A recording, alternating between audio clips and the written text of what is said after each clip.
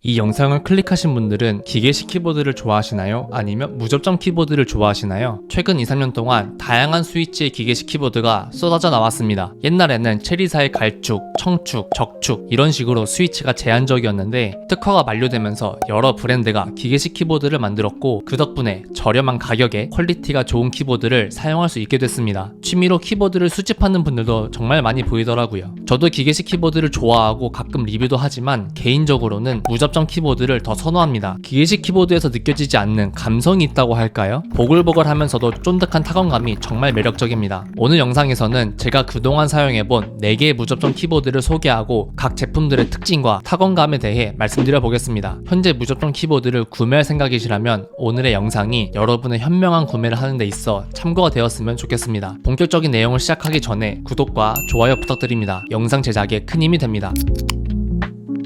첫 번째는 한성컴퓨터의 무접점 키보드 한무무입니다. 한국 사람이라면 한성컴퓨터라는 브랜드를 한 번쯤은 들어보셨을 겁니다. 노트북부터 모니터까지 정말 다양한 전자제품을 판매하는 회사인데요. 키보드 모델 중 대표 모델인 GK893B 스포츠를 구매했었습니다. 기존 멤브레인이나 갈축 키보드를 사용하다가 무접점에 관심이 생겨 조사를 했었는데 그 당시 가장 유명하고 인기가 많았던 게 한무무였습니다. 일단 잘 모르니까 제일 유명한 거 사자 라고 하면서 구매했고 1년 동안 메인 키보드로 사용했어요. 우선 한무무가 가장 좋았던 점은 바로 타건음입니다. 키압 50g의 제품을 구매했는데 키감은 모르겠지만 타건음만큼은 정말 좋았어요. 과하게 보글거리는 것도 아니고 약간의 서걱임이 섞여 있어서 매력있는 타건음을 들려줍니다. 35g도 친구가 사용해서 들어봤는데 두 개의 타건음을 굳이 비유를 해보자면 50g은 녹진한 돼지고기 김치찌개가 끓는 소리고 35g은 맑은 묵국 끓이는 소리의 느낌입니다. 확실히 가벼운 소리가 나더라고요. 그리고 레트로한 색상도 좋았습니다. 저는 화려한 RGB나 색상이 강한 키보드들을 별로 좋아하지 않는데요. 그런 저에게 90년대 컴퓨터실이 떠오르는 색상의 디자인은 취향 저격이었습니다. 이 외에도 블루투스 멀티페어링 등 스펙적으로 다양한 장점이 있는데 요즘엔 이런 건 다 있는 거라서 바로 단점으로 넘어가겠습니다. 한무무의 단점은 스테빌입니다. 지금은 많이 좋아졌다고 하고 옛날에도 스테빌은 좋은 편이라 했는데 제가 뽑기 운이 없는 건지 스페이스바 찰찰거림이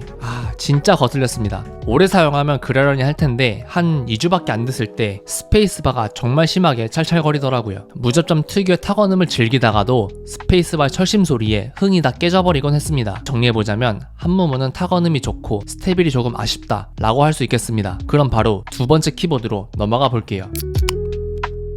두 번째는 앱코의 KN30BT입니다. 풀배열이고 방금 보여드린 한무무보다 더 레트로한 색감의 키보드입니다. 회사에서 메인으로 사용했고 거의 2년 정도 썼습니다. 2년 동안 매일같이 하루 8시간씩 열심히 두들기다 보니 생생한 후기를 말씀드릴 수 있는데요. 먼저 스테빌이 정말 좋았습니다. 언박싱을 하고 키보드를 이리저리 눌러보자마자 가장 놀라웠던 건 스페이스바의 스테빌이 너무 좋았고 이 숫자 패드에 있는 엔터키 타건감이 정말 좋았어요. 전 회사에서 숫자 패드를 많이 써서 이 엔터키를 자주 누르게 되는데 누를 때마다 터치감이 너무 좋아서 정말 만족하면서 썼습니다. 지금은 하도 두들겨서 예전 느낌은 거의 사라졌지만 스테빌이나 타건감은 정말 믿고 구매하셔도 될 정도입니다. 그리고 이전에 한무무와 비교했을 때 느껴지는 또 다른 특징은 적당한 키압입니다. 한무무가 가벼운 35g과 약간 묵직한 50g의 키압인데 반해 앱코는 45g으로 무겁지도 않고 마냥 가볍지도 않은 적당한 키압을 가지고 있어요. 정말 바쁜 시즌에 회사에서 밀린 보고서를 2-3시간 동안 타이핑하면 당연히 피곤하긴 하지만 평상시에는 손에 피로감을 거의 느껴본 적이 없습니다. 스테빌에 타건감에 키압도 좋고 다 좋은 것 같지만 순정 앱코 키보드에 치명적인 단점이 있습니다. 그건 바로 키캡이에요. 키캡이 진짜 아쉽습니다. PBT 키캡이긴 한데 한 6개월 정도 사용하니까 자주 쓰는 컨트롤 키캡들이 반질반질해지고 오래 쓴 것 같은 느낌이 나더라고요. 그럼 그냥 키캡만 바꾸면 되는 거 아닌가 하실 수도 있지만 비슷한 가격대의 다른 키보드들은 키캡 퀄리티가 전반적으로 준수한 편이라 많이 아쉬웠습니다. 앱코 KN30BT를 짧게 정리하면 타건감, 키압, 스테빌 다 좋지만 순정 키캡이 많이 아쉬운 제품이라고 할 수 있겠습니다. 그럼 빠르게 세 번째 키보드로 넘어가 볼게요.